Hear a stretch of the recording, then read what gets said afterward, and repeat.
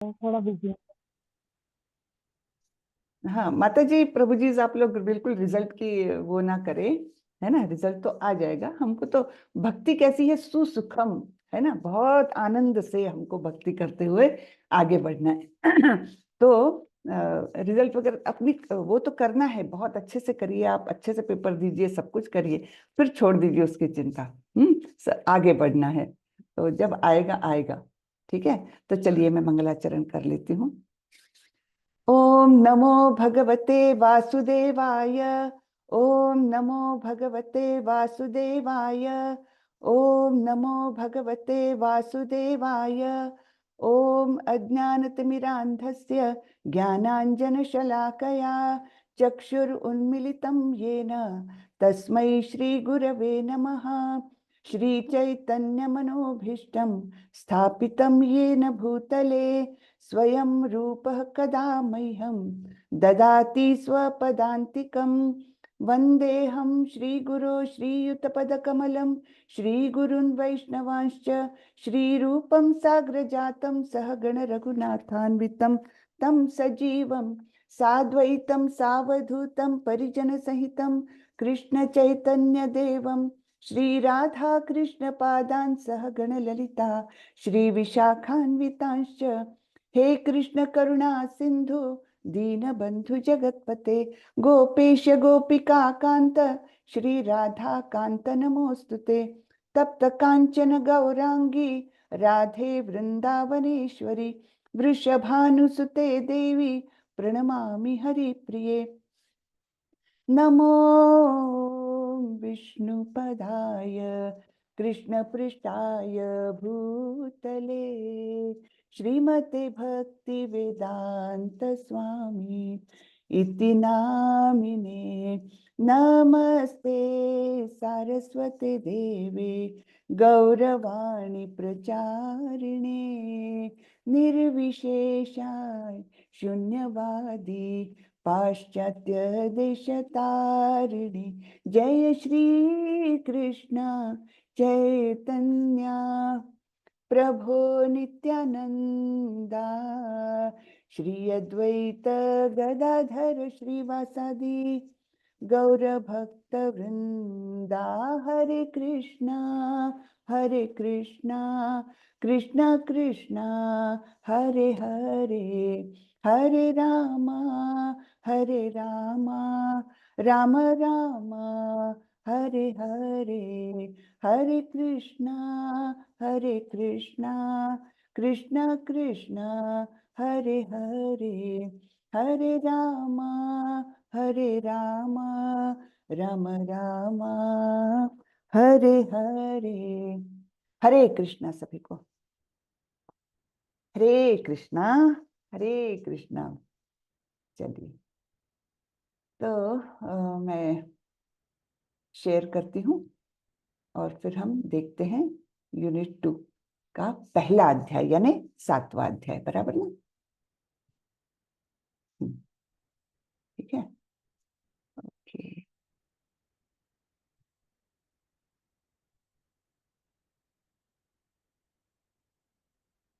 श्रीला प्रभुपाद की जय। जो हमारे आचार्य है, संस्थापक आचार्य है ना, उनका आशीर्वाद लेकर के राधा गोविंद को प्रणाम करते हुए हम आगे बढ़ते हैं।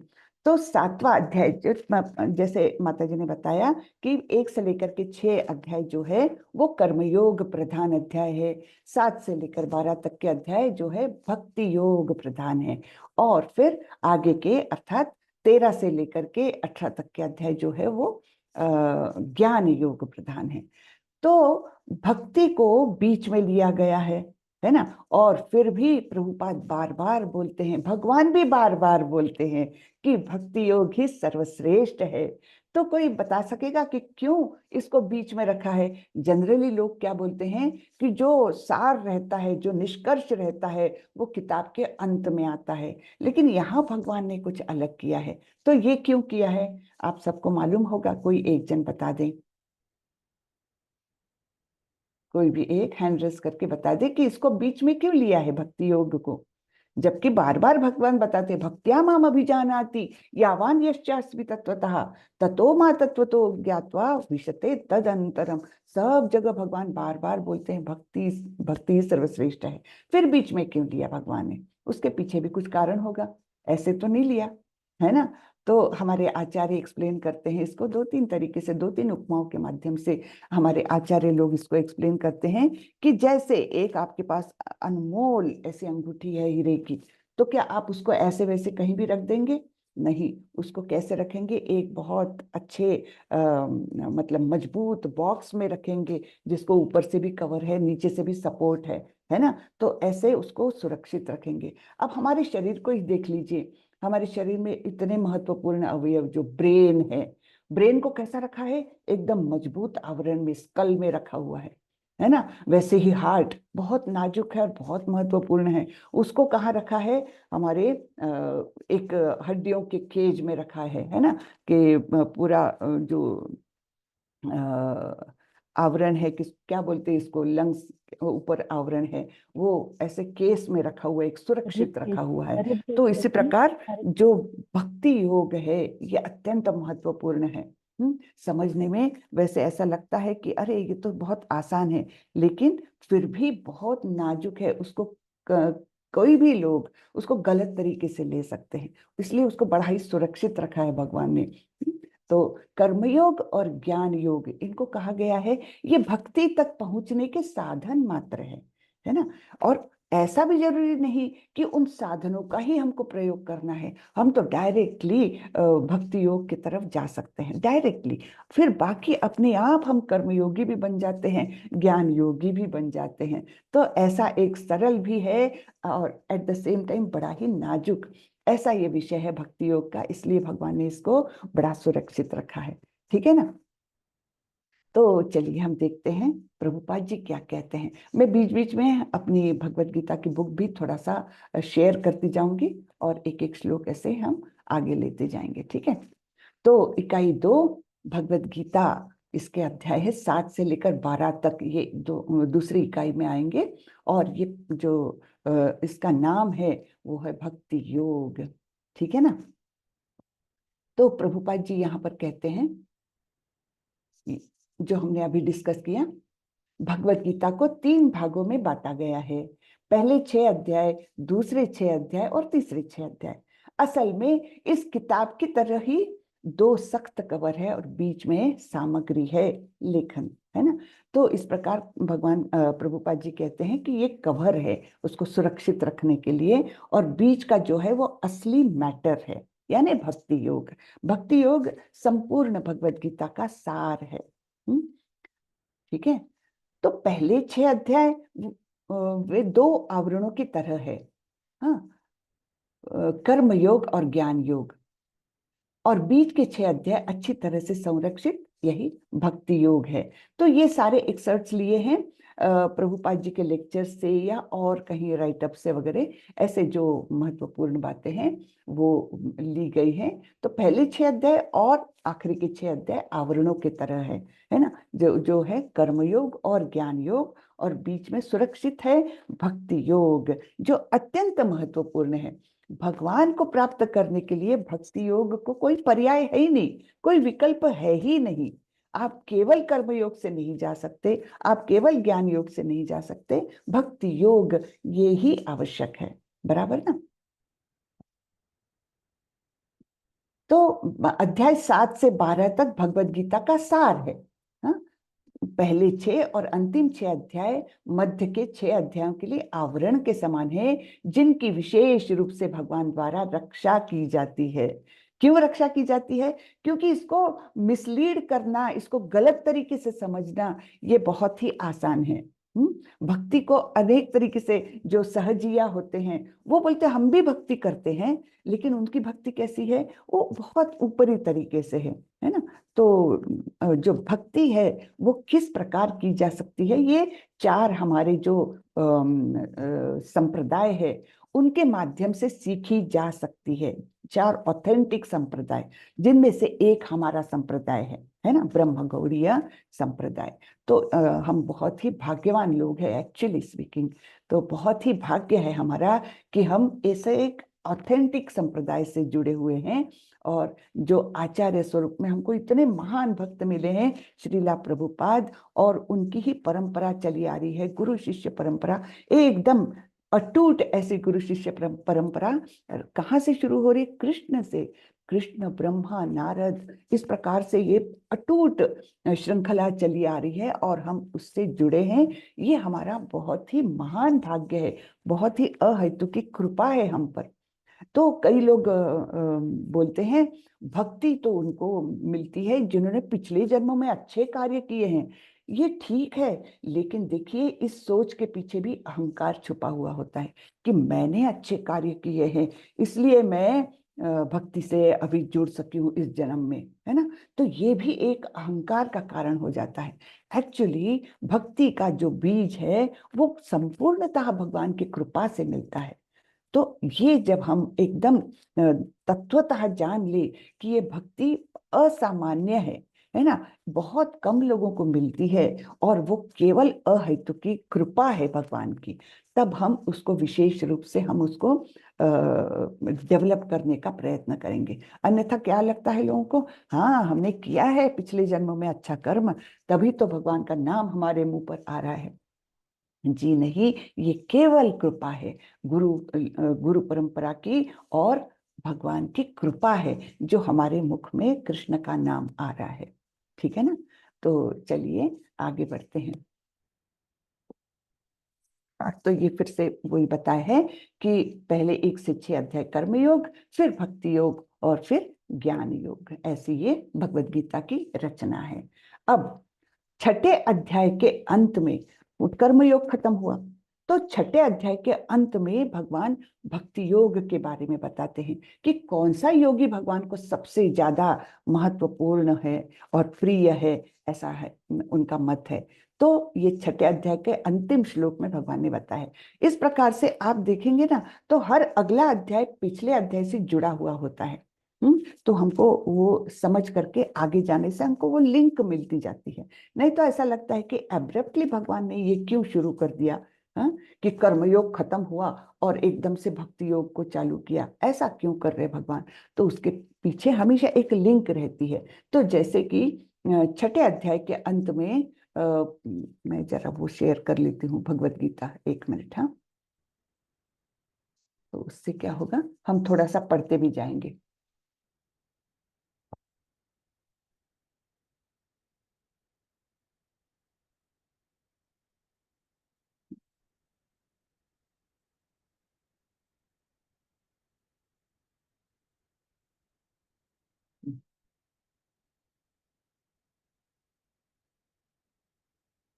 तो छठे अध्याय का अंतिम श्लोक है, योगी नाम अपि सर्वेशाम मद्गते नान्तरात्मना।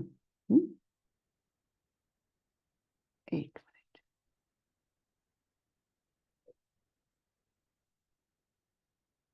बड़ा है छठा अध्याय काफी।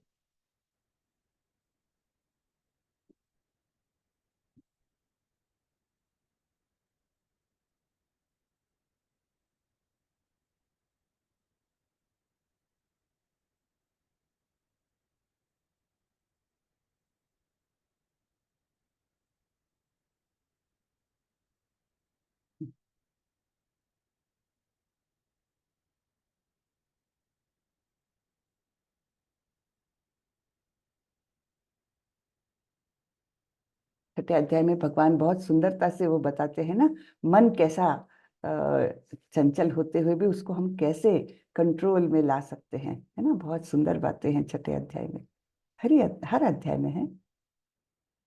अ,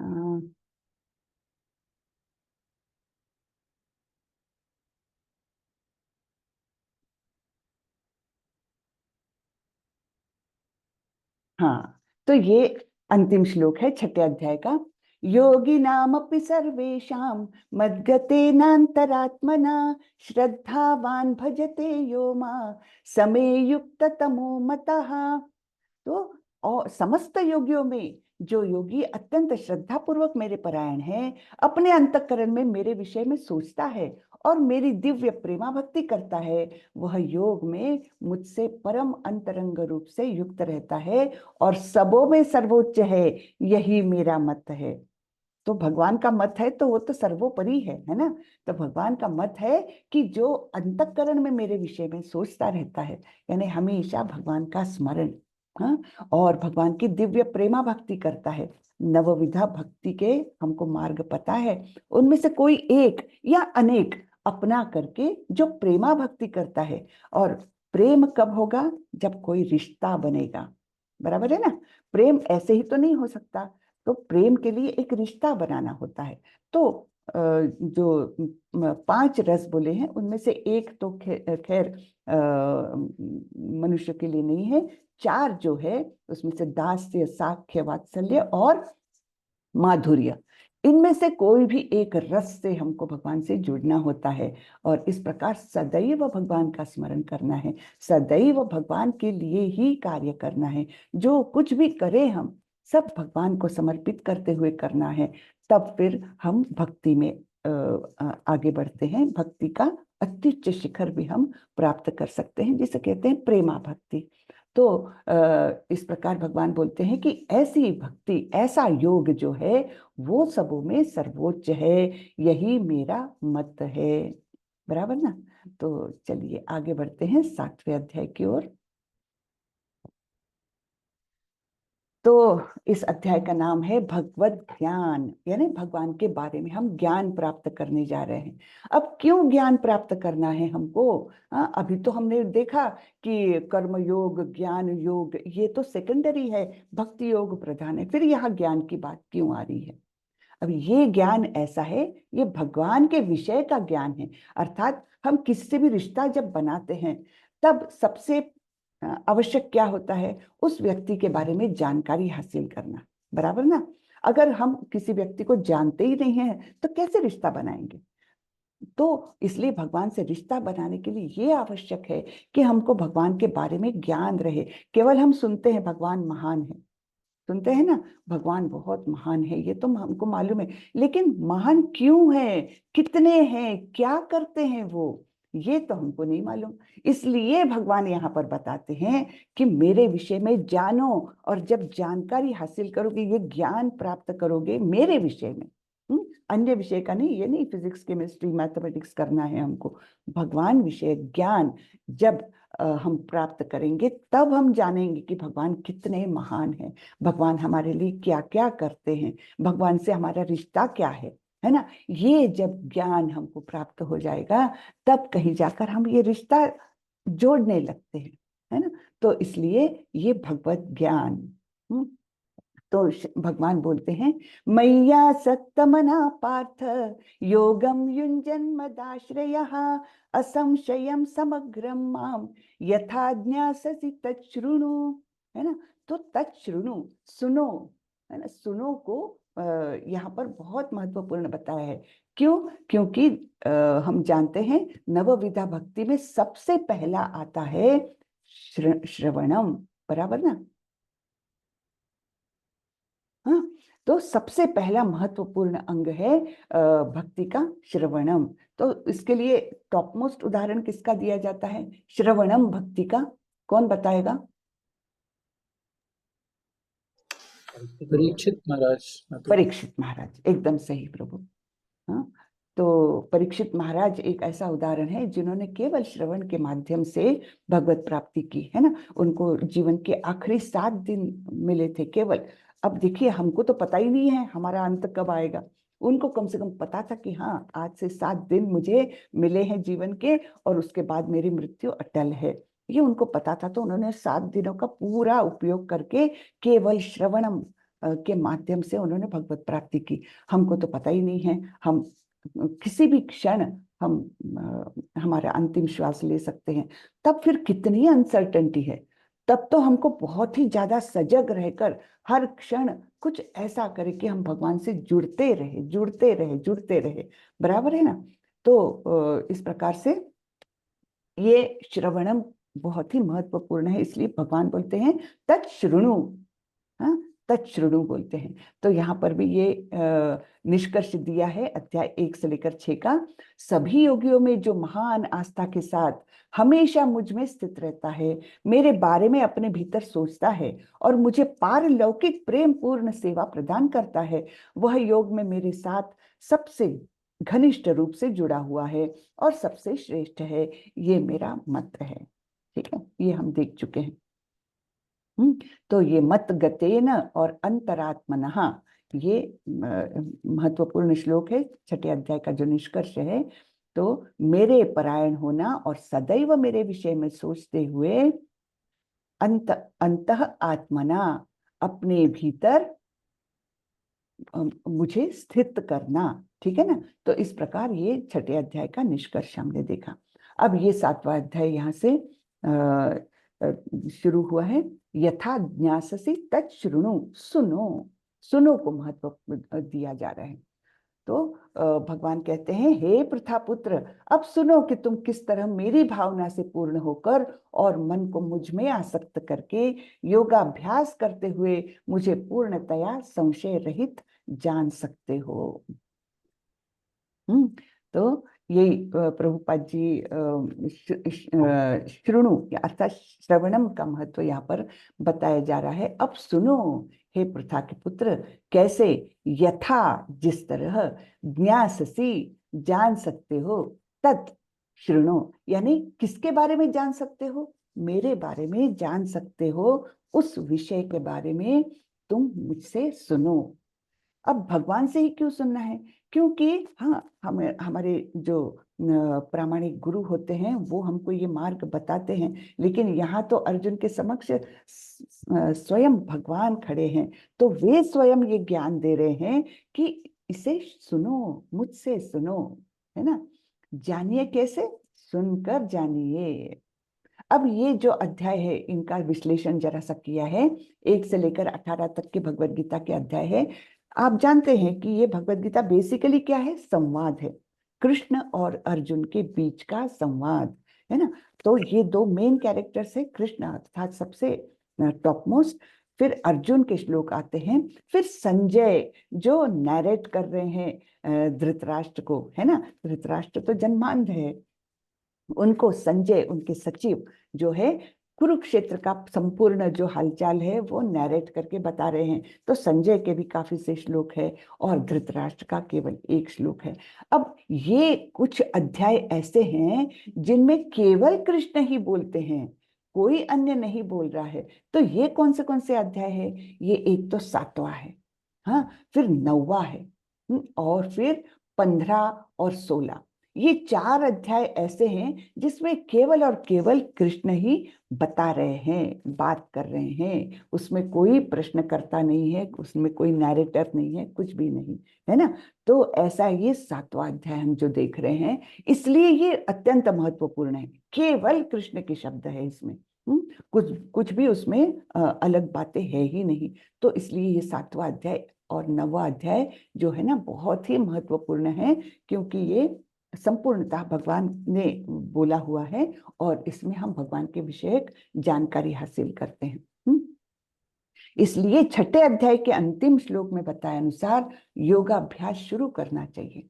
भगवान कृष्ण पर मन की एकाग्रता 9 अलग अलग रूपों में निर्धारित भक्ति सेवा द्वारा संभव होती है, जिनमें से श्रवणम सबसे पहले और सबसे महत्वपूर्ण है। तो मुझे बताए कौन से है ये 9 मार्ग, 9 नवविधा भक्ति, कौन बताएगा? कोई हरे बताए? कृष्ण हाँ माता जी। जी। हरे कृष्ण माता जी। हरे कृष्णा जी, माता जी आप बताएंगे? श्रवणम कीर्तनम स्मरणम वंदनम पादसेवनम विष्णु पाद सेवनम पूजनम दास्यम साख्यम एंड आत्मनिवेदनम। ओके, विश्वम्भर प्रभु आप भी बताएं। श्रवणम कीर्तनम विष्णु स्मरणम पाद सेवनम अर्चनम वंदनम दास्यम सख्यम आत्मनिवेदनम। जी जी, धन्यवाद प्रभु। हरे कृष्णा। तो इस प्रकार ये नवधा भक्ति है ना। 9 तरीके से हम कर सकते हैं। इसमें से प्रभुपाद बता रहे हैं कि मुझसे सुनो, ये सबसे इम्पोर्टेंट है, श्रवणम बहुत इम्पोर्टेंट है। तो हमारा जो दैनिक कार्यक्रम भी जो रहता है ना, हमको कैसे करना चाहिए, जितना हो सकता है उतना श्रवणम, है ना। बड़े बड़े महान हमारे गुरु लोग हैं, आचार्य लोग हैं, उनकी बातें सुनना, इससे हम कृष्ण से जुड़ते हैं, इसलिए श्रवण अत्यंत महत्वपूर्ण है। फिर मनुष्याणां सहस्रेषु कश्चिद् यतति सिद्धये यतताम् अपि सिद्धानां कश्चिन्मां वेत्ति तत्वतः। तो भगवान बोल रहे हैं कि कई हजार मनुष्य में से कोई एक सिद्धि के लिए प्रयत्नशील होता है, और इस तरह सिद्धि प्राप्त करने वालों में से बिरला ही कोई मुझे वास्तव में जान पाता है। तो इस मार्ग पर निकल तो पड़ते हैं अनेक लोग, हाँ, फिर भी अगर आप संपूर्ण पॉपुलेशन को देखें तो उसमें से बहुत कम लोग भक्ति मार्ग को चुनते हैं, बहुत कम लोग अध्यात्म में रुचि रखते हैं, है ना। जनरली सब आज के कलयुग में लोग कैसे हैं, कर्मी लोग हैं, है ना, मैक्सिमम लोग कर्मी हैं। तो इस रास्ते में आने वाले जो लोग हैं वो कम हैं, उसमें से भी बहुत कम लोग सिद्धि प्राप्त करते हैं, बहुत ही कम लोग उस भक्ति के उस लेवल तक पहुंच सकते हैं जहां हम भगवान के विषय में तत्वतः जानते हैं।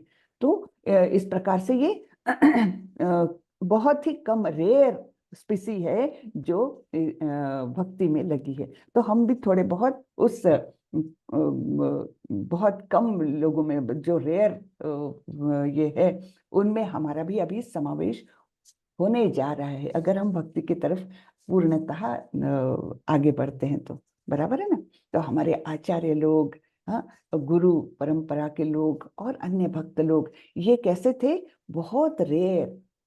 तो बहुत ही क्वचित लोग भक्ति मार्ग को चुनते हैं, और उसमें कंटिन्यू करके उसमें आगे तक बढ़ने वाले लोग तो बहुत ही क्वचित होते हैं। तो यतताम अपि सिद्धानाम, उनमें से जिन्होंने सिद्धि प्राप्त कर ली है, हाँ, कैसी सिद्धि, जो योगिनाम अपि सर्वेशाम में बताई गई है ना, यानी भक्ति योग।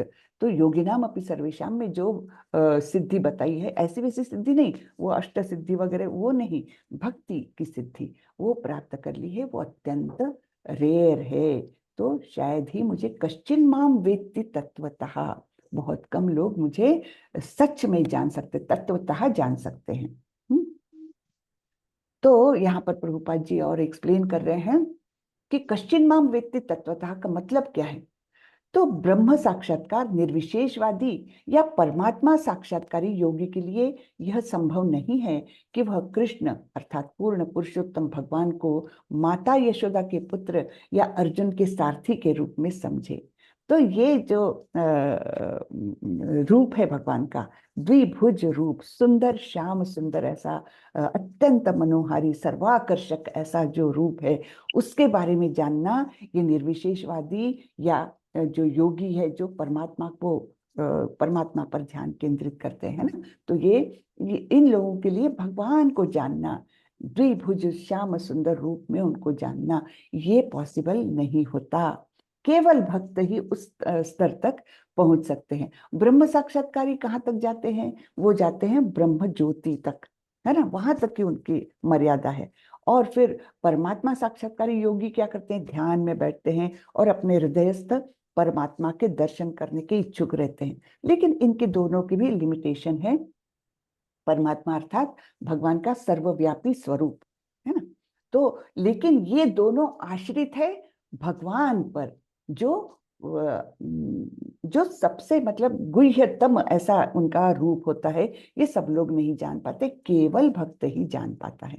और जब भगवान को इस प्रकार से जानते हैं तो भगवान की लीलाएं, जो अत्यंत मधुर लीलाएं हैं, जो यशोदा के पुत्र के रूप में अनेक लीलाएं हैं, जो हम दामोदर मास भी अभी कर रहे हैं, है ना। तो उसमें क्या है, दामोदर लीला अत्यंत सुंदर, अत्यंत रुचिकर ऐसी ये लीला है। हर साल हम पूरा महीना वो सुनते हैं दामोदर लीला, फिर भी मन कभी ऐसा नहीं होता कि अरे क्या वही वो सुन रहे हैं, कभी भी नहीं होता। ये क्यों, क्योंकि ये भगवान विषयक है। नहीं तो आप सोचिए, आप कोई भी भौतिक किताब ले लीजिए या भौतिक कोई संबंधित कहानी ले लीजिए, आप उसको कितनी बार पढ़ सकते या कितनी बार सुन सकते, एक बार दो बार 3 बार से तो ऊपर बिल्कुल नहीं, है ना। लेकिन ये भगवान के विषय जो बातें हैं बार बार बार बार वही सुनते हैं हम, फिर भी उसमें उतना ही आनंद आता है। तो ये क्यों है? ये क्योंकि भगवान का जो शाश्वत सुंदर स्वरूप है, तो उसके बारे में कितना भी बात करो, कितना भी सुनो, वो हमको तृप्ति नहीं देगा। ऐसा नहीं लगेगा कि अरे बस करो, अब बहुत बार दामोदर लीला सुन ली, बिल्कुल नहीं लगता है ना। तो ये है भगवान की अचिंत्य शक्तियां, कि जिससे हम हमेशा मोहित होते हैं, हमेशा, है ना। यततामपि सिद्धानाम, और ऐसे कई पूर्ण व्यक्तियों में से कश्चित जन कश्चित माम वेत्ति तत्वता, प्रभुपाद जी देखिए कितना सुंदर समझाते हैं ना। तो कश्चित माम वेत्ति तत्वता यानी भगवान को जानते हैं। तो ईश्वर को जानना बहुत आसान काम नहीं है ना। नहीं तो कोई भी उठे और मैं भक्त हूँ बोल दे। लेकिन भक्ति ऐसे आसान नहीं है, बहुत इसके लिए काफी, कहने को तो भक्ति सुसुखम है, फिर भी भक्ति कठिन है। क्यों? क्योंकि हमको हमारे अंदर के सारे मैल को निकालना पड़ता है। काम, क्रोध, लोभ, मोह, मद, मत्सर, इतना आवरण अंदर है, और वो निकालना आसान नहीं है। क्यों? क्योंकि हमने पता नहीं कितनी योनियों में प्रवास किया है, कितनी योनियों में हमने अलग अलग देह प्राप्त किए हैं। तो ये देहात्म बुद्धि जो जुड़ी हुई है ना, मैं यानी देह, अपना आइडेंटिफिकेशन हम कैसे करते हैं? देह से करते हैं। और ये देहात्म बुद्धि ही सारे इसका तकलीफों की जड़ है। जैसे अर्जुन भी पहले अध्याय में क्यों भ्रमित होते हैं? वैसे तो इतने वीर योद्धा, उन्होंने पहले भी कौरवों के साथ युद्ध किया है, स्वजनों के साथ युद्ध किया है उन्होंने विराट राजा के समय में। फिर अभी क्यों उनको ऐसी बातें हो गई? तो वो बेसिकली तो भगवान की लीला है उनको भ्रमित करने की। लेकिन वो सब प्रॉब्लम्स जो उन्होंने बताए हैं, 5 प्रॉब्लम्स बताए पहले अध्याय में, वो क्यों उनका उद्भव हुआ? क्योंकि अर्जुन अपने आप को देह समझ रहे थे, है ना। तो देहात्म बुद्धि ऐसी है कि ये आसानी से निकलती नहीं, और जब तक देहात्म बुद्धि निकलती नहीं तब तक हम भगवान से जुड़ नहीं सकते। ये हमारा अहंकार है ना, मिथ्या अहंकार, कि मैं ये देह हूँ, मैं इसका बेटा हूँ, मैं इसका ये हूँ, मैं उसका वो हूँ, मैं इतने बड़ा ऑफिसर हूँ। ये सब जो है, सब देह से जुड़ी हुई बातें, इसके कारण हमको सारी समस्याओं का सामना करना पड़ता है ना। तो ईश्वर को जानना बहुत आसान काम नहीं है, लेकिन इसे एक प्रक्रिया द्वारा आसान बनाया जा सकता है, जिसे भक्ति योग कहा जाता है। तो प्रभुपाद जी बहुत सुंदर तरीके से समझाते हैं, कठिन काम है, लेकिन कुछ प्रक्रियाएं ऐसी है जिससे हम भगवान से जुड़ सकते हैं, ये आसान हो सकता है। तो अब हमको एक ग्रुप डिस्कशन करना है आप लोगों को। आप लोग कितने हैं अभी यहाँ पर उपस्थित, मुझे देखने दीजिए, 1 मिनट।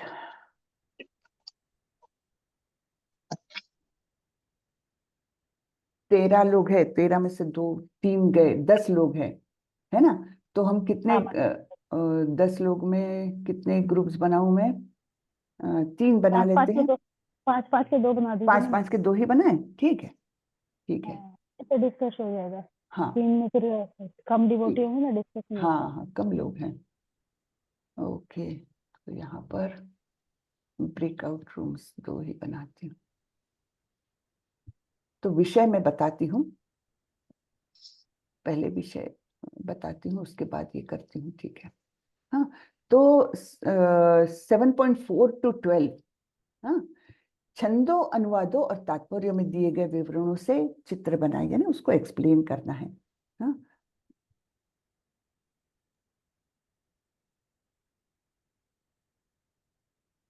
क्वेश्चन एक बार रिपीट। हाँ, तो ये इसको समझाना है बेसिकली, है ना। 4 से लेकर 12 तक के श्लोक हमको पढ़ने हैं। तो अब यहाँ पर 3 के अनुसार ग्रुपिंग किया हुआ था, लेकिन अब हमको अलग करना पड़ेगा, 2 ही ग्रुप्स कर रहे हैं हम। तो 4-4 अध्याय ले लीजिए, है ना। 4 5 6 7 8 9 10 11 12 9 अध्याय हो रहे हैं। हाँ, एक एक ग्रुप को 4 मिलेंगे, एक ग्रुप को 5 मिलेंगे, ठीक है। तो थोड़ा बड़ा हो जाएगा, लेकिन अब कोई कम लोग है तो करना पड़ेगा हमको। ठीक है, तो पहले ग्रुप वाले लोग ले लें 4 5 6 7 8। हाँ, और फिर 10 11 12, पहले ग्रुप के 5 ले लीजिए और दूसरे ग्रुप के 4 ले लीजिए। ठीक है, तो 4 से लेकर 9 तक, 8 तक, और 9 से लेकर 12 तक, ऐसे करके 2 ग्रुप्स ले लीजिए आप लोग। ठीक है, तो मैं अभी ब्रेकआउट रूम ये करती हूँ। आप लोगों को ये समझ में आ गया ना क्या करना है? हाँ, ये तात्पर्य पढ़ने हैं और एक रूपरेखा बनानी है कि क्या इसमें प्रभुपाद जी एक्सप्लेन कर रहे हैं, क्या इन श्लोकों के माध्यम से हमको क्या समझ में आ रहा है, इसकी एक ब्रॉड तरीके से एक रूपरेखा बनानी है। ठीक है, तो 10 मिनट देते हैं। थोड़ा ज्यादा हो रहा है लेकिन अब क्या करें, बहुत कम लोग हैं यहाँ पर। हम्म, तो आप अपने आप में थोड़े थोड़े चैप्टर्स बांट लीजिए और पॉइंट्स निकालने के लिए बोलिए, और फिर एक कंसाइज करके 1 या 2 लोग हर ग्रुप को रिप्रेजेंट करेंगे। ठीक है ना? तो अभी बजे हैं 6:40, 6:50 को मिलते हैं। सफिशिएंट हो जाएगा टाइम कि थोड़ा ज्यादा चाहिए? आप लोग बताएं तभी मैं कर सकती हूँ। थोड़ा ज्यादा चाहिए मतलब। ज्यादा चाहिए? अच्छा, 15 मिनट, 15 मिनट। हाँ 15 मिनट में। हाँ ठीक है, समझ में आ गया ना? इसका सिर्फ ब्रॉड रूपरेखा हमको एक्सप्लेन करनी है। तो चलिए आप लोग अपने अपने ब्रेकआउट रूम में जाइए।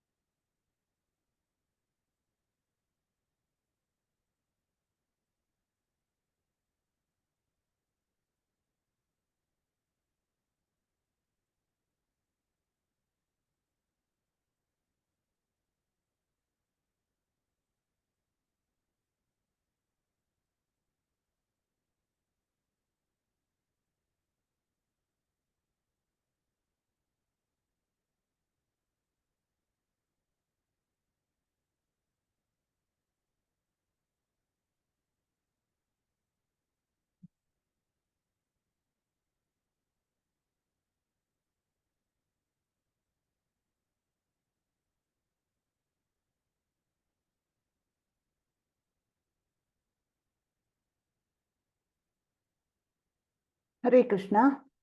तेरी सुन। हरे कृष्णा। हरे तो कृष्णा मैडम। हरे कृष्णा। तो सबका अच्छा डिस्कशन हो गया? यस मतलब। Very good. तो ग्रुप 1 से कौन बताएगा? हरे हरे हैंड कृष्णा रेज माता करें। जी। हरे कृष्णा। दंडवत प्रणाम माता जी। धन्यवाद, प्रणाम। जी, आप ग्रुप 1 को रिप्रेजेंट करेंगे? जी माता जी। जी तो माता जी चौथा जो श्लोक है जी इसमें भगवान जो है उनकी जो मतलब स्थूल और सूक्ष्म जो तत्व हैं उसके बारे में बताते हैं कि पृथ्वी जल अग्नि वायु आकाश, और जो तो ये स्थूल तत्व हैं, और मन बुद्धि तथा अहंकार ये मतलब भगवान की प्रकृतियां हैं, भगवान ऐसे बताते हैं। तो इसमें ये स्थूल और सूक्ष्म है। और इसके बाद फिर अगला जो श्लोक है 5वां, उसमें भगवान बताते हैं कि जो जीव है वह इससे अलग है और वो उनकी श्रेष्ठ शक्ति है, क्योंकि ये इन्फीरियर है और वो सुपीरियर है।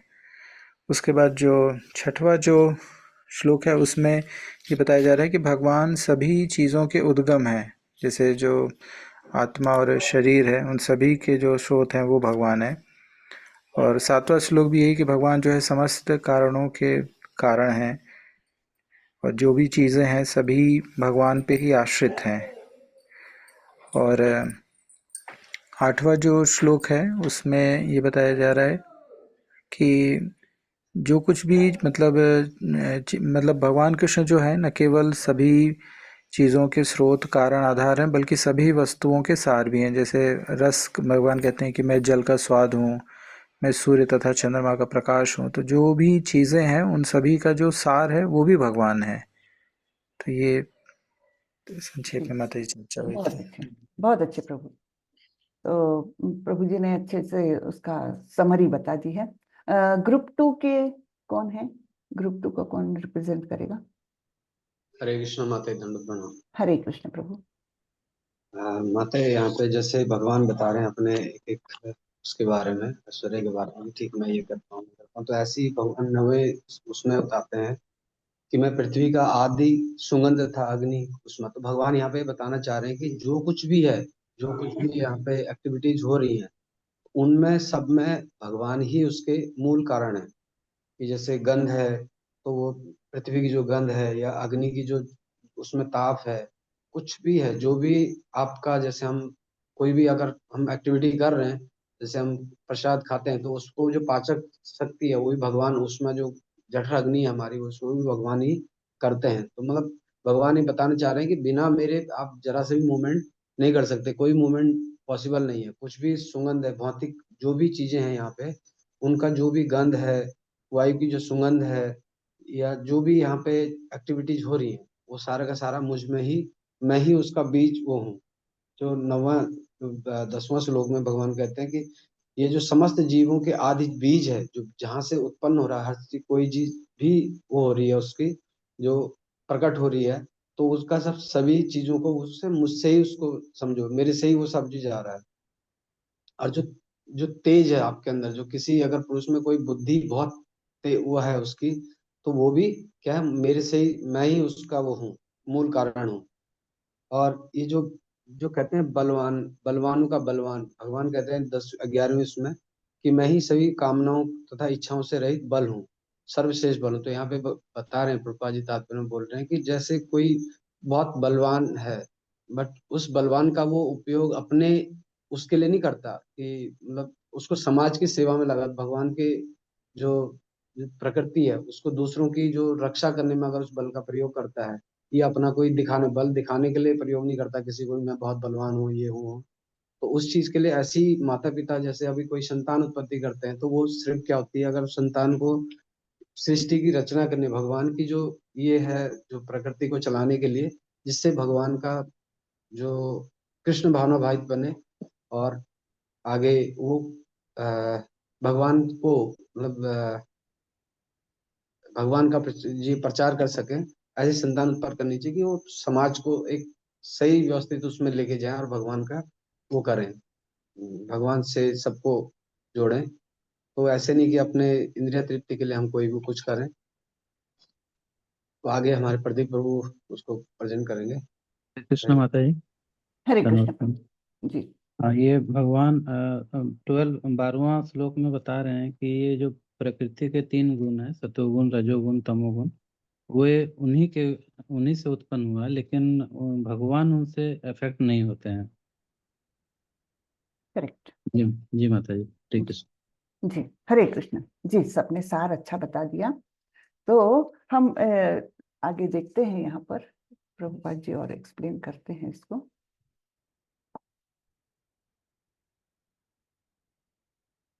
ठीक है। तो चौथा जो श्लोक है वहां से हम भूमि रापो अनलो वायु खम मनो बुद्धि रेवच अहंकार इतियन में भिन्ना प्रकृतिर अष्टधा, ये भगवान से भिन्न हो चुकी ऐसी प्रकृति है, अर्थात ये निकृष्ट प्रकृति है तो भगवान की ही ताकत, भगवान की ही शक्ति, और कोई भी शक्ति शक्तिमान के बिना नहीं हो सकती, है ना। तो भगवान की अनंत शक्तियां हैं, उनमें से एक जो है जो निकृष्ट दर्जे की है, जो अपरा शक्ति कहा गई है, तो उससे ये सब चीजें निर्माण हुई है। कौन सी? भूमि, आप, अनल अर्थात अग्नि, वायु और खम आकाश, है ना। ये जो 5 तत्व है जिनको हम पंच महाभूत कहते हैं, वो 5 तत्व, ये तो स्थूल है, और जो सूक्ष्म है अहंकार, मन, बुद्धि और अहंकार, ये तीनों जो सूक्ष्म तत्व है, ये सब भगवान की भिन्ना प्रकृति अर्थात बहिरंगा प्रकृति से निर्मित है, ये भगवान बता रहे हैं। अब इन प्रकृति का उपयोग कहाँ पर हो रहा है? ये शक्तियां लगी है हमारे आवरण को बनाने में। ये हमारा शरीर रूपी जो आवरण है, हम तो शरीर से भिन्न है ना। तो ये जो आत्मा है, जो हम है एक्चुअली, तो उसके ऊपर ये 2 प्रकार के आवरण हैं, एक तो स्थूल शरीर और दूसरा सूक्ष्म शरीर। तो ये जो चौथे श्लोक में बताए गए 8 तत्व है, उनसे हमारा सूक्ष्म और स्थूल शरीर बनता है। उसके बाद भगवान अलग अलग जगह पर उनका कैसे अस्तित्व है या उनका कैसे प्राकट्य है, उसके बारे में बता रहे हैं। अब ये तो आवरण के बारे में बताया, लेकिन अंदर कौन है? अंदर है भगवान के पराशक्ति, श्रेष्ठ शक्ति से निर्मित जीव, है ना। और ये सब जीव क्या करते हैं? ये आवरण पहन लिया, भौतिक जगत में आए, ये आवरण पहन लिया, और फिर ये भौतिक तत्वों का वे विदोहन करते हैं, यानी उनको भोगते हैं। और भोगते समय फिर क्या हो जाता है? ये देहात्म बुद्धि इतनी प्रबल हो जाती है कि ये स्वामित्व की भावना बढ़ाती है हम में, और इस प्रकार हम भगवान से दूर दूर दूर होते जाते हैं, है ना। एक्चुअली हम आए ही है भौतिक जगत में, क्यों? क्योंकि हमने कुछ स्वामित्व, प्रभुत्व जताने की इच्छा की। भगवान हर जीव की इच्छा को पूर्ण करना चाहते हैं, करते हैं। तो इस प्रकार हमने, जब हम भी भगवान के साथ थे, जब कभी कई कई योनियों के पहले, तब हमने इच्छा की कि केवल कृष्ण ही क्यों भोगता है, हम भी कुछ भोग करें। और तब भगवान ने हमारी इच्छा के लिए इस भौतिक जगत की निर्मित की, और हमारी इच्छा पूर्ति के लिए हमको यहाँ पर भेज दिया। अब यहाँ पर आकर हम अपना घर ही भूल गए कि हम कहाँ पर ओरिजिनली बिलोंग करते, ये भूल ही गए हम। और यहीं पर इस प्रकृति से लिपट करके, और यहीं पर अनेक अनेक योनियों में अलग अलग प्रकार के जीव बनते हुए हम यहीं पर अपना समय बिता रहे हैं और भगवान को भूल गए। और ये मनुष्य जन्म जो मिला है, ये है इस जेल से छूटने का एकमात्र रास्ता, है ना, एकमात्र रास्ता है। तो मनुष्य जन्म को हमने ऐसे वैसे नहीं लेना चाहिए, है ना। तो नहीं तो फिर प्राणियों में और हम में अंतर क्या है ना। तो आहार निद्रा भय मैथुनंच सामान्य एतत् पशु भी नराणाम, तो वो भी खाते पीते सोते मैथुन करते और बच्चे पैदा करते हैं, ये सब भय उनको भी लगता है, हमको भी वो सब होता है। तो फिर हम में और उनमें अंतर क्या है? धर्मो ही तेषाम अधिको विशेषो धर्मेण हीना पशु भी समाना। तो ये मनुष्य जीवन इसलिए अत्यंत दुर्लभम मानुष्यम जन्म कहा गया है ना, प्रहलाद महाराज कहते हैं। तो इसको हमने व्यर्थ नहीं गंवाना है, भगवत प्राप्ति की ओर बढ़ना ही है, अन्यथा हम में और पशु में कोई अंतर नहीं है। तो यहाँ पर प्रभुपाद जी बोलते हैं यहाँ तक कि अगर आप हरे कृष्ण महामंत्र का जप करने के लिए इच्छुक नहीं है, तो कृष्ण को इस तरह समझने की कोशिश करें, या तो आप दूध पीते हैं, या यहाँ तक कि आप शराब भी पीते हैं। तो भगवान बोलते हैं कि मुझे समझने का आसान तरीका मैं बता रहा हूँ, है ना। आप कुछ ना कुछ तो ग्रहण करते हैं, पानी पीते हैं, दूध पीते हैं, या शराब भी पीते हैं। ये अमेरिका में प्रभुपाद जी थे ना, इसलिए वहां पर ये एक्सप्लेन करने के लिए बोल रहे थे कि आप शराब भी पीते हैं, तो पीते समय आपको किसी भी तरल पदार्थ में कुछ स्वाद मिलता है। तो कृष्ण कहते हैं रसो अहम अपसु कौन्तेय, मेरे प्रिय कौन्तेय अर्जुन, जो तरल पदार्थ आप पीते हो या उपयोग करते हो, उसमें वह स्वाद है, वो मैं हूँ। तो भगवान अपना प्राकट्य हमको हर जगह पर दिखाते हैं, लेकिन फिर भी हमारे चक्षु इतने अंधे हो गए हैं भौतिकता से कि हम भगवान को उनका प्राकट्य हम देख नहीं पाते, है ना। तो ये प्रभुपाद जी एक्सप्लेन कर रहे हैं कि चाहे आप शराब ही क्यों ना पी रहे हो, उसमें भी आप just try to remember, just एक सोच ऐसी रखो कि हाँ, ये जो स्वाद इसमें मिल रहा है वो भगवान है। तो हम भगवान का स्मरण करेंगे, है ना। ना हम मंत्र हरे कृष्ण महामंत्र का जप नहीं भी करते, तब भी ऐसी छोटी छोटी चीजों से अगर हम भगवान का प्राकट्य का अनुभूति करते रहे, स्मरण करते रहे, तब भी हम धीरे धीरे भक्ति में आगे बढ़ेंगे। सूरज उगता है, चांद उगता है, बस देख लिया, हम अपने काम में लग गए। एक क्षण भर को सोचो कि इसका जो प्रकाश है वो भगवान है ना। तो इस प्रकार से हम भगवान को याद कर सकते हैं। मूढ़मती जो हम लोग हैं, वो इस प्रकार से हम भगवान को याद कर सकते हैं।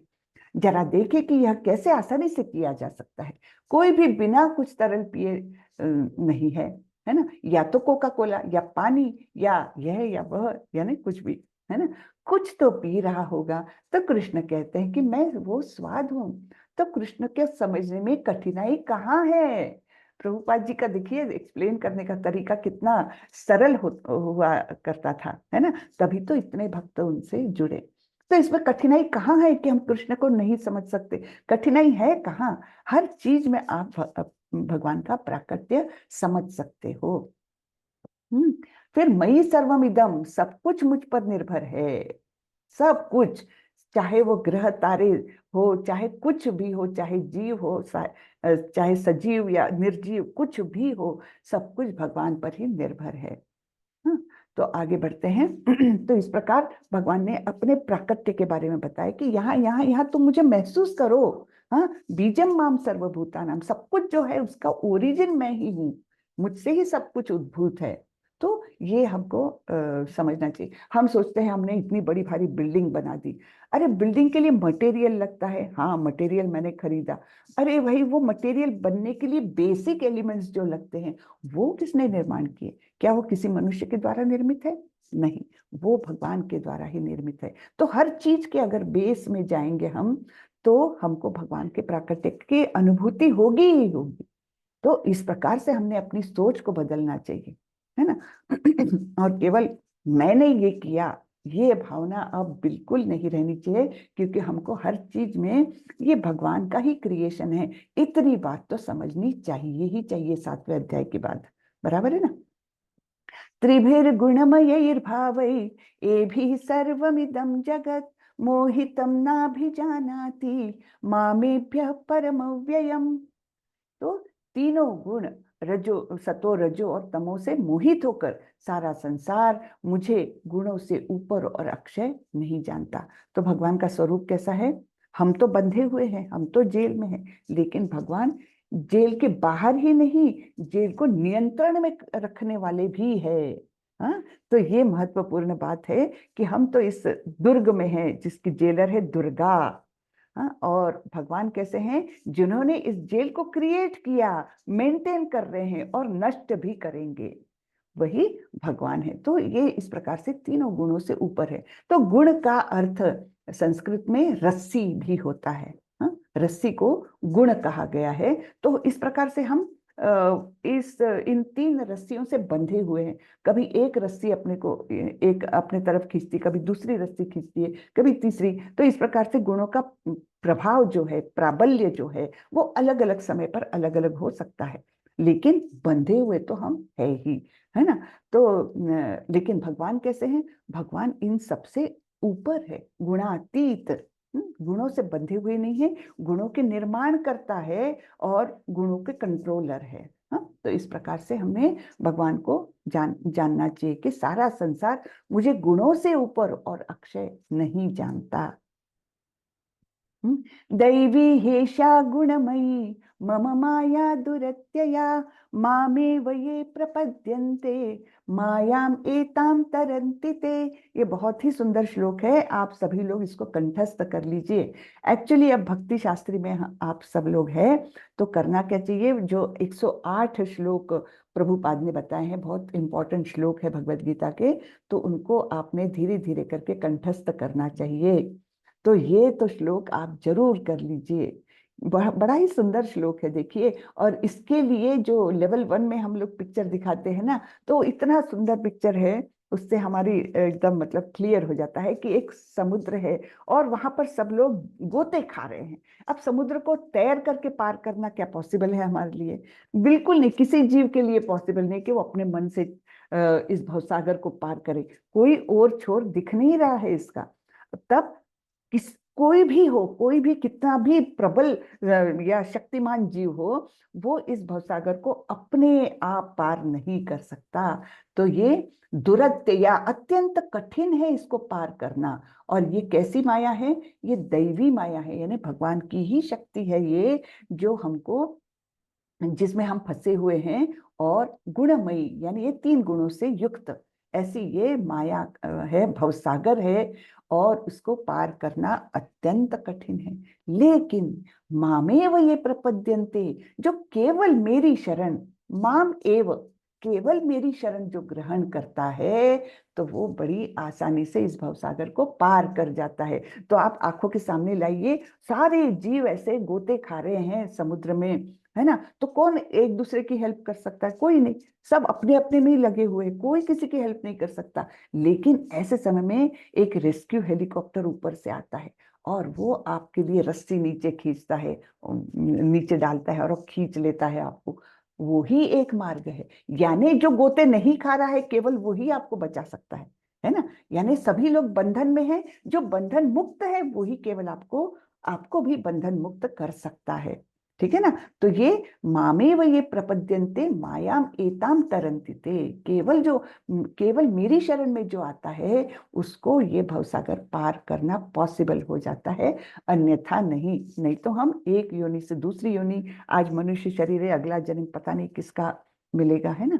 कुकर सुकर कुत्ता बिल्ली कुछ भी बन सकते हैं, हम देवता भी बन सकते हैं, है ना? लेकिन ये यहीं पर रहेंगे। तो इसके लिए भगवान की शरण ग्रहण करना ये एक ही रास्ता है। भौतिक प्रकृति के 3 गुणों से युक्त मेरी इस दिव्य शक्ति को जीतना कठिन है, लेकिन जिन्होंने मेरी शरण ली है वे आसानी से इसे पार कर सकते हैं। तो ये अत्यंत महत्वपूर्ण श्लोक है, इसको आप सभी लोग कंठस्थ कर ले और समझ ले इसको, ठीक है? तो इस प्रकार ये अंतिम श्लोक ही है, ठीक है, आज के कक्षा का। तो बद्ध आत्मा को नित्य बद्ध क्यों कहा जाता है? कौन बताएगा? हैंड रेज करके बताएं। बद्ध आत्मा, हम बद्ध है, लेकिन नित्य बद्ध क्यों है? कौन बताएगा? हरे कृष्ण माता जी। जी प्रभु। क्योंकि इतने लंबे समय से जो जीव है वो भौतिक जगत में होता है कि उसका मतलब ये इतिहास निकालना बहुत मुश्किल है कि कितने समय से वो है, इसलिए कहा जाता है। करेक्ट है ना? बहुत ही बराबर कहा कि हम अगर पीछे जाते रहे, कब मैं इस भौतिक जगत में आया वो हम बता ही नहीं सकते, और कब निकलेंगे ये भी बता नहीं सकते। जब तक मनुष्य जन्म मिलता है और उसके ऊपर हम भक्ति में आते हैं, तब तक कोई किसी चीज की गारंटी नहीं है, नहीं तो हम अनेक 84 लाख योनियों में घूमते ही रहेंगे। तो इसलिए हमको नित्यबद्ध कहा है, क्योंकि हम अपने आप का आइडेंटिफिकेशन हम केवल शरीर से करते हैं, इसलिए बंधे हुए हैं हम। हीन भौतिक प्रकृति को यहाँ दैवीय प्रकृति के रूप में क्यों परिभाषित किया गया है? तो ये हीन प्रकृति है, फिर भी इसको दैवी येषा गुणमयी क्यों बोला है? क्योंकि है तो ये भगवान की ही प्रकृति, है ना? निकृष्ट ही सही, लेकिन है तो भगवान की ही, इसलिए इसको दैवी प्रकृति कहा गया है। यद्यपि ये निकृष्ट दर्जे की है और सबको बांधे रखती है, ठीक है? यानी कारागृह जो होता है, कितना भी गंदा रहे, कितने भी उसमें क्रिमिनल्स रहे, फिर भी है तो गवर्नमेंट की प्रॉपर्टी, बराबर ना? तो वैसे ये कितनी भी निकृष्ट दर्जे काम कर रही है, ये हमको प्रताड़ित कर रही है, अनेक योनियों में घुमा रही है, लेकिन है तो भगवान की ही शक्ति, तो इसलिए इसको दैवी प्रकृति कहा गया, बराबर? यहाँ पर प्रभुपाद जी का देखते हैं, भ्रामक ऊर्जा के स्वामी होने के नाते कृष्ण इस दुर्गम ऊर्जा को बद्ध जीव को मुक्त करने का आदेश दे सकते हैं। तो ये देवी प्रकृति जो हमको बांधे हुए है, उसको भी भगवान आदेश दे सकते कि छोड़ दो, इसको दुर्गा माँ को आदेश दे सकते हैं कि इसको इस दुर्ग से निकाल दो। दुर्ग यानी किला, है ना। तो दुर्गा कौन है? जेलर है। तो दुर्गा माँ को सीधे भगवान बोल सकते हैं कि चलो चलो इस जीव को निकाल दो, इसको आने दो मेरे घर। वे इस रिहाई का आदेश समर्पित आत्मा पर अपनी अहेतु की दया और जीव के प्रति अपने पैतृक स्नेह के कारण देते हैं, जो मूल रूप से भगवान का प्रिय पुत्र होता है। तो हम मूल रूप से भगवान के प्रिय पुत्र है ना। उनके सभी जीव भगवान के बहुत ही लाडले बच्चे हैं, लेकिन हम अपनी गलती के कारण यहाँ पर आए हुए हैं। लेकिन पिता का स्नेह तो वैसा ही रहेगा, चाहे कितना भी गलत काम क्यों ना कर रहा हो बेटा, फिर भी पिता का स्नेह वैसा ही रहेगा। ये है भगवान की हम पर अहेतु की दया और प्रेम, है ना। तो इस प्रकार से इस अहेतु की कृपा के कारण भगवान निर्देश दे सकते हैं जेलर को कि इसको छोड़ दो, इसको मेरे घर आने दो। ये प्रभुपाद जी बड़े ही सुंदर तरीके से एक्सप्लेन करते हैं। इसलिए भगवान के चरण कमलों के प्रति समर्पण ही कठोर भौतिक प्रकृति के चंगुल से मुक्त होने का एकमात्र साधन है।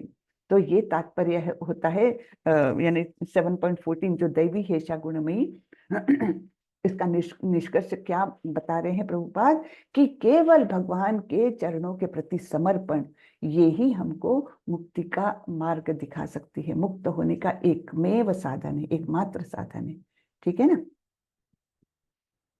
अब कृष्ण के कथन कश्चिन माम वेत्ति तत्वतः को कैसे गलत समझा जा सकता है, स्पष्ट कीजिए। ये हमको समझना चाहिए, है ना। तो बहुत ही कम लोग भगवान को जान सकते हैं, यानी क्या, कैसे गलत समझा जा सकता है? कोई बता सकता है इसको?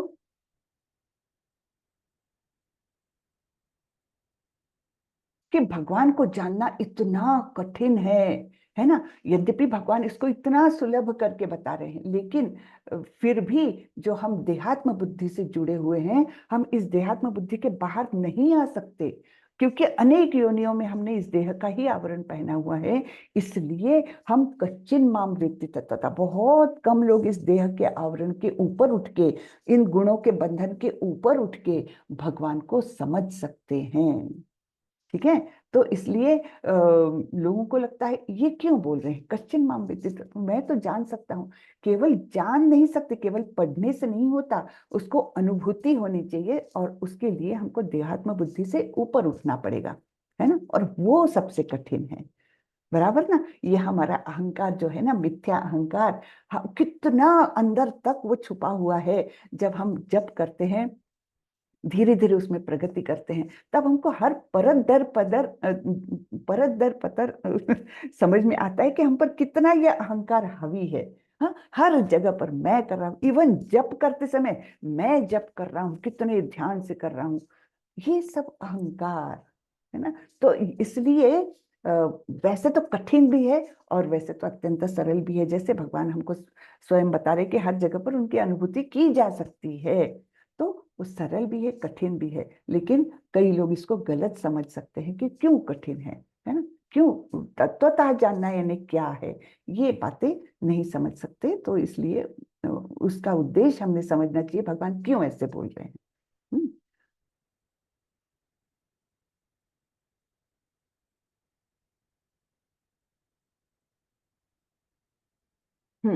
ये तो हमने देखा, अध्याय 6 और 7 के बीच के संबंध हमने देखे। योगी नाम अपनी सर्वेशा मद्गतेन अंतरात्मना, ठीक है ना।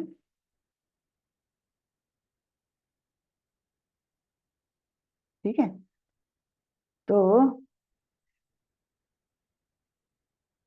तो भगवत गीता 7.4 से लेकर 12 के संदर्भ में कृष्ण के भौतिक और आध्यात्मिक ऊर्जाओं के स्रोत होने के उदाहरण दे। तो हम तो अब इसी में से बहुत सारे उदाहरण दे सकते हैं, है ना, कि किस प्रकार से हम कोई भी चीज के बेस एलिमेंट्स तक जाते हैं तो सारे ही भौतिक तत्वों को निर्माता भगवान के रूप में हम उनको समझ सकते हैं। हम अपने आत्मा की खोज करते हैं, तब हम समझ सकते हैं कि किस प्रकार आत्मा का संबंध परमात्मा से है। तो इस प्रकार से हम ये 4 से लेकर 12 तक के श्लोकों के माध्यम से हम समझ सकते हैं कि चाहे वो भौतिक चीजें हो, चाहे वो आध्यात्मिक चीजें हो, सभी के स्रोत केवल और केवल भगवान ही है ना। ठीक है। कृष्ण भावनामृत का अधिकार क्षेत्र हर जगह फैला हुआ है, और जो कृष्ण भावनामृत को जानता है वह धन्य है। जो कृष्ण को नहीं जानते वे भ्रम में हैं, और इसलिए कृष्ण का ज्ञान मुक्ति है और उनका अज्ञान बंधन है। तो चैतन्य चरितामृत में एक बहुत सुंदर श्लोक आता है, कृष्ण सूर्य सम माया है अंधकार, जहां कृष्ण तहा नहीं माया नो अधिकार। यानी कृष्ण सूर्य के समान है, सूर्य के रहते कोई अंधेरा हो सकता है नहीं। तो कृष्ण और माया ये बिल्कुल अपोजिट है। जब हम कृष्ण से मुख फेर लेते हैं तब हम माया के चंगुल में फंसे रहते हैं। ठीक है ना। तो इसलिए हमको कृष्ण से अभिमुख होना है, कृष्ण के तरफ जाना है, कृष्ण की प्राप्ति की इच्छा रखना है, तब कहीं हम माया के चंगुल से धीरे धीरे मुक्त हो सकते हैं। और भगवान का अज्ञान यानी बंधन है, अर्थात हम इस भौतिक जगत में पड़े रहेंगे जब तक भगवान के प्रति हमारे मन में प्रेम उत्पन्न नहीं होगा। हरे कृष्णा, हरे कृष्णा। तो आज हरे का कृष्ण ये माता जी। आज का हरे कृष्णा माता जी। हरे कृष्णा। आज के विषय में, आज के सत्र के बारे में किसी को कुछ पूछना है, चर्चा करनी है तो पूछिए। हरे हरे कृष्ण माता जी, दंड हरे प्रणाम। दंडवत प्रणाम। माता जी, जैसे आपने शुरू में ये चर्चा की कि जो भक्ति योग है उसको कर्म योग और ज्ञान योग के आवरण में रखा गया है, क्योंकि मतलब भक्ति को गलत तरीके से भी किया जा सकता है। तो जैसे आवरण जो है, जो उसके अंदर चीज़ होती है उसकी सुरक्षा करता है, तो क्या मतलब इसका कुछ ऐसा भी है कि मतलब ये जो कर्म योग है और ज्ञान योग है ये भक्ति को बचाते हैं, या कहना चाहिए कि अगर हम भक्ति कर रहे हैं तो ये उसको सुरक्षा देते हैं, ऐसा भी कुछ है क्या? हाँ, आप जरूर इस तरीके से हम समझ सकते हैं कि जब हम भक्ति में लगे हैं तो भक्ति निष्क्रिय नहीं है, वो पूरे कर्म में हमको बांध के रखती है ना। भक्ति में, भक्तिमय सेवा ये इंपॉर्टेंट है, केवल भक्ति नहीं कि बैठ करके हम कुछ नहीं कर रहे, ये नहीं होता। भक्तिमय सेवा, डिवोशनल सर्विस, तो ये सेवा के जो कार्य है ना, ये भी कर्मयोग में ही आते हैं। तो अगर हम सेवा के कार्य छोड़ दे तो भी हम धोखे में आ जाते हैं, इस योग प्रक्रिया से बाहर हो जाएंगे। तो और ज्ञान भी चाहिए, जो हम अभी ले रहे हैं भगवान का ज्ञान, तो ये ज्ञान भी आवश्यक है। अगर ज्ञान नहीं रहे तो ऊपरी ऊपरी भक्ति हो जाएगी, उसको कोई मतलब नहीं रहेगा। तो इस प्रकार से कर्म योग भी आवश्यक है, सारे कर्म करो भगवान के लिए, भक्तिमय सेवा। तो इस प्रकार से कर्म भी आवश्यक है, और ज्ञान, भगवान का ज्ञान, ये भी आवश्यक है। ये दोनों जब रहेंगे तब हम बीच में जो भक्ति है, सुरक्षित भक्ति, तो उसके प्रति हम ज्यादा आकर्षित होंगे, ज्यादा प्रगति कर सकेंगे। अन्यथा जैसे सहजिया रहते हैं अपने आप को, मैं तो गोपी हूँ, ऐसे वैसे नाटक, मतलब ये बोलना चाहिए। तो इस प्रकार से जो दिखावा करने वाले जो है, उससे हम दूर रहेंगे ज्ञान के माध्यम से। और कर्म के माध्यम से हमारा हर क्षण जो है कर्म में बंधा हुआ, भगवान के प्रति समर्पित कर्म करते हुए हम भक्ति में लगे रहेंगे। तो इसलिए दोनों भी आवश्यक है। वो अपने आप आते, लेकिन उसके लिए हमको अलग करना नहीं पड़ता कुछ भी प्रयत्न। जब हम भक्ति में आते तो कर्मयोग, ज्ञान योग, ये दोनों अपने आप हमको हम उसमें आ जाते हैं। ऐसे। जी जी माता जी, थैंक यू। और एक और मतलब प्रश्न था माता जी, आपने कहा कि जैसे हम जब भी करते हैं तो अगर ये हम सोचते हैं कि मैं जब कर रहा हूँ, तो मतलब एक्चुअली हमें क्या मतलब विचार करना चाहिए, मतलब किस भाव से फिर जब करना चाहिए? नहीं, यानी वो तो बहुत आगे की लेवल है, लेकिन अभी ये मैं को किस प्रकार से हटा सकते हैं हम। तो पूर्णतः समर्पित भाव से हमको ये करना है कि इवन मैं जब कर रहा हूँ, देखो मैं कितना श्रेष्ठ हूँ, ये भावना भी हमको अहंकार से बंधे हुए रखती है ना। मैं कर रहा हूँ, देखो मैं कितना अच्छे से कर रहा हूँ, ये नहीं। पूर्णतः समर्पण यानी उस समय हमको भगवान का नाम यानी ही भगवान है, ये पूर्णतः हमको अनुभूति होते हुए हमने आगे बढ़ना है। तो तब हम अपने आप को भी भूल जाते हैं। कई बार हम बोलते हैं ना, अरे उस समय तो मैं ऐसे मूवी देखने में इतना वो हो गया कि मैं अपने आप को ही भूल गया। तो ये जब करते समय तो बहुत उसका प्रबलता से होना चाहिए ये। कि हम अपने आप को भूल गए, केवल नाम बोलना और सुनना, ये दो क्रियाओं के बीच में हम रहे बस, और कुछ भी ना रहे। वो लेवल आनी चाहिए ना प्रभु। वो तो अभी हमारे लिए, हम सबके लिए बहुत दूर की बात है, लेकिन होगा, होगा जरूर। दो ही चीज है, मुंह से नाम बोलना और कान से सुनना, बस इतना ही हो, तब फिर वो सुंदरता उसकी महसूस होगी हमको। जी माता जी, धन्यवाद, थैंक यू। हरे कृष्ण। चलिए तो हरे आज का कृष्णा। सत्संग, हरे कृष्णा माता जी, दंडवत प्रणाम। दंडवत प्रणाम प्रभु। माता जी। माता जी, मुझसे किसी ने एक प्रश्न किया तो मैं आपके थ्रू उसका आंसर जानना चाहती हूँ कि उन्होंने पूछा कि हम अपने कर्म भगवान को किस तरह से समर्पित करें जिससे कि उसके बंधन हम पे ना पड़े, उसके फल हम पे ना पड़े, और हम जो भी कर्म कर रहे हैं वो भगवत कर्म बन जाए। हमारे द्वारा किए गए कर्म जब भी हमारे ना बचे, हमारे ना हो, वो भगवान के द्वारा कराए गए कर्म बन जाए। इस तरह का उनका प्रश्न था।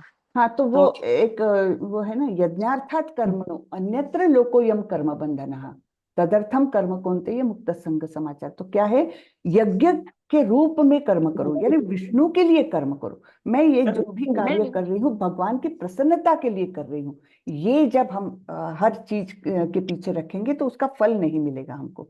यज्ञार्थात कर्मणो, उसके अलावा जो भी अन्यत्र लोकोयम कर्म बंधना।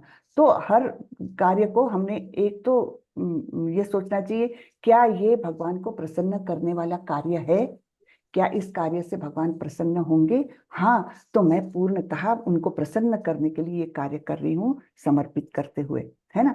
तब फिर उसका अच्छा फल मिले बुरा फल मिले, हमको कोई फर्क नहीं पड़ता, फल मिलेगा, यानी वो आएगा, लेकिन उससे हमको कोई प्रभावित नहीं करेगा वो, ठीक है ना। तो लेकिन हम, क्योंकि हम पूर्णतः भगवान की प्रसन्नता के लिए ये कार्य कर रहे हैं। जैसे प्रभुपाद जी अमेरिका गए, है ना, अब वो तो पूर्णतः समर्पित वृत्ति से गए, यज्ञार्थात कर्मणो, ये भगवान की प्रसन्नता के लिए, मेरे गुरु के आदेश की पूर्णता के लिए मैं ये कार्य कर रहा हूँ। उसमें मैं सफल हूँ या असफल हूँ, लोग चाहे मुझे प्रेम करे या हेट करे, है ना। तो ऐसे भावना से किया हुआ कर्म ये कोई बंधन उत्पन्न नहीं करता। तो प्रभुपाद जी का आदर्श हमारे सामने इतना बड़ा है, उनके हर कर्म को देखे, है ना। वहां पर जाकर के कोई उनको सहारा नहीं, कोई पहचान का नहीं, है ना, कुछ भी नहीं। एक पार्क में बैठ करके हरि कीर्तन कर रहे हैं, तब भी क्या अपेक्षा थी कि आ जाओ आ जाओ, चलो मेरा हरि कीर्तन सुनने के लिए आ जाओ। नहीं, आंखें बंद करके क्रिया कर रहे हैं, किसकी प्रसन्नता के लिए, भगवान की प्रसन्नता के लिए। अब फिर तब अपने आप लोग जुड़े, नहीं भी जुड़ सकते थे, इंडिया में तो नहीं जुड़े ना, तब भी क्या वो निराश हुए। इंडिया में तो कोई भी नहीं जुड़ा, एक व्यक्ति जुड़ा था, वो भी पार्ट टाइम, कोई वो नहीं, इतने सालों में। तो वहां भी गए, केवल गुरु का आदेश, भगवान की प्रसन्नता के लिए कार्य किया, और फिर जो फल मिला उसको भी उतने ही निस्पृह भाव से उन्होंने ग्रहण किया। बराबर ना, कि ये मेरा सक्सेस नहीं, ये मेरे गुरु का आदेश, मैं काम कर रहा हूँ, बस इतना ही भाव। तो ये भावना जो है वो हमको कर्म बंधन से मुक्त करती। हाँ माता जी, जैसे जो लोग इस तरह से प्रश्न पूछ रहे हैं या जो भक्ति मार्ग में अभी नहीं आए हैं लेकिन जिज्ञासा है, जानना चाह रहे हैं अपने बारे में, भगवान के बारे में, और तो उनके अभी ऐसे कोई भगवत कर्म तो इतने नहीं बन रहे हैं कि वो हर कर्म भगवत, हम लोग रीडिंग करते हैं, चैंटिंग करते हैं, थोड़ा पूजा करते हैं, भोग लगाते हैं, हम भोग लगा के खाते हैं, वो लोग ये चीजें अभी नहीं करते हैं। तो उन लोगों के लिए इसका क्या सही आंसर होगा, क्योंकि वो भौतिक कर्म ज्यादा कर रहे हैं अभी, तो वो किस तरह से उन कर्मों को भगवान को समर्पित कर सकते हैं? कर्मी लोगों के लिए तो इस लेवल पर तो पॉसिबल नहीं है, लेकिन उनको ये बोलना चाहिए कि आप धीरे धीरे कुछ इसका फल भगवान को अर्पण करना चालू करो। यानी सकाम कर्म योग, आप अपनी ही प्राप्ति के लिए ऑफिस जा रहे हैं, अपना ही वेतन ले रहे हैं, और परिवार को पालने में, इंद्रिय भोग में अपना वेतन ये कर रहे हैं, उसमें से कुछ अंश, हाँ, आपको 1000 रुपए मिल रहे हैं, 10 रुपए ही सही भगवान को चढ़ाओ। तो धीरे धीरे ये क्रिया करने से क्या है, उनका जो ये है मानसिक लेवल है, वो धीरे धीरे उन्नत होने लगेगा। हाँ, तो सबसे जो हम 12वें अध्याय में देखने वाले हैं, तो कम से कम ये तो कर सकते हैं आप। हम्म आपके पास 100 रुपए हैं तो 1 रुपया तो भगवान को डाले, रेगुलरली डाले, और उसके प्रति आसक्ति ना रखे। तो इस प्रकार से आसक्ति धीरे धीरे निकलती जाती है, फिर धीरे धीरे वो उन्नति होगी, एकदम से तो नहीं होगी। हम्म पूरा कर्म हम भगवान के लिए करना, ये तो काफी ऊंचे लेवल की बात है, लेकिन कर्मफल जो मिला है उसमें से कुछ त्याग करना, ये तो कर सकते हैं। और वहां से ही शुरुआत करनी चाहिए। रेगुलरिटी लाइए अपने त्याग में, है ना, उसके प्रति आसक्ति ना रखिए, थोड़ा सा त्याग बढ़ाते जाइए, फिर धीरे धीरे निष्काम कर्मयोग की ओर बढ़ेंगे, फिर धीरे धीरे साधना भक्ति, और फिर अनन्य भक्ति। तो ये स्टेप्स है, तो कम से कम यहाँ से जुड़ सकते हैं हम लोएस्ट लेवल। तो जैसे माता जी, जैसे जो भी वो कर्म कर रहे हैं, भौतिक कर्म कर रहे हैं, ऑफिस जा रहे हैं या खाना बना रहे हैं, अगर वो भोग भी नहीं लगा रहे, तो अगर वो भगवान का नाम जब उस टाइम कर लें तो बहुत क्या अच्छा। उसको फिर वो कर सकते हैं, है ना माता हाँ, जी? भगवान का नाम लेना तो बहुत अच्छा, लेकिन ये हाँ। त्याग की यानी आसक्ति रहित होने की प्रक्रिया कहीं ना कहीं चालू होनी चाहिए। वो हम छोटे छोटे दान दे करके, कृष्ण के लिए दान दो। दान का भी बहुत महत्व है ना। दान भी तमोगुण में, रजोगुण में, सतोगुण में होता है। तो कम से कम सतोगुण में तो दान दे, कि योग्य जगह पर योग्य व्यक्ति को योग्य प्रकार से दान दे। और वो सबसे योग्य व्यक्ति कौन है? कृष्ण है। तो कृष्ण के मंदिर निर्माण के लिए, कृष्ण उसके लिए दान दे तो सबसे अच्छा दान, उसमें कोई कलुषित नहीं होता। नहीं तो आपने किसी को दान दिया और उसने उस दान से गलत काम किया, दारू पी ली, कुछ किया, गलत काम किया, तो फिर उसका पाप के आप भी सहभागी बनते। इसलिए दान भी तो हमको वो रखना चाहिए, सजगता रखनी चाहिए, बराबर ना। तो इससे हम जुड़ सकते हैं। ठीक है जी। हरे कृष्णा। सभी thank you so attendance much, फिल धन्यवाद, प्रणाम। चलिए, हरे तो कृष्णा। आज के लिए सभी इतना ही। अटेंडेंस फिल कर दीजिए सभी। हरे कृष्णा। हाँ, सभी लोग अटेंडेंस कर दीजिए। तो चलिए, आज के लिए इतना ही। वांछा कल्पतरुभ्यश्च कृपा सिंधुभ्यैव च पतितानां पावनेभ्यो वैष्णवेभ्यो नमो नमः। अनंत कोटि वैष्णव वृंद की जय। श्रीला प्रभुपाद की जय। हरे कृष्णा। हरे कृष्ण माता जी। हरे कृष्णा। रिकॉर्डिंग हरे सेंड कर कृष्णा माता दीजिए। जी। दंडवत प्रणाम माता जी। हरे दंडवत कृष्णा। प्रणाम। दंडवत प्रणाम माता जी। रिकॉर्डिंग सेंड कर देना प्लीज। हरे अच्छा, कृष्णा, धन्यवाद प्रणाम। हाँ, ग्रुप में आ जाएगी माता जी, मैं वैसे कर दूंगी। ठीक है। अपलोड कर दूंगी। हरे कृष्ण माता। हरे कृष्णा। चलिए, thank you so close much करूं? माता जी। Hare Krishna. Thank you so much. Hare Krishna. Thank you. धन्यवाद, प्रणाम। हरे कृष्णा।